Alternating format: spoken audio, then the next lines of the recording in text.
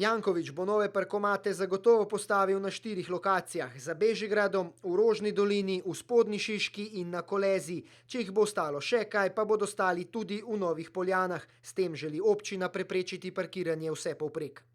Tako kot denimo tu na Koleziji, kot lahko vidite, vozniki svoje avtomobile puščajo kar na cesti in tako zaparkirajo pol vozišča. Zato bi bila lahko ta cesta po novem enosmerna, tu pa bi lahko stal parkomat.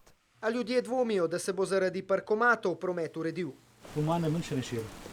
Ne naredijo tukaj enosmerno cesto, vse študente tako nimajo kje parkirati. Ljubljančani v postavljanju novih parkomatov vidijo predvsem polnjene občinske blagajne. Denar jim paše, sigurno, se vidim. Povsod je nastavljeno po prulah, tule povsod. Država na vsakem koraku človeka, ki ga more, ne? Župan pa vztraja, promet v Ljubljani je treba urediti, medtem ko sam parkirnine ne plačuje. Jaz parkirnino nisem plačeval, ker je moj prostor, kjer imam že 6 let parkirnine isto in to moj avto lahko vidite, to je tam na Krekovem trgu, avto zelo malo uporabljam, sem predvsem pešhoji. Tistim, ki po Jankovićevo ne bodo v pešhoji, pa občina vseeno ne bo preveč zaračunala.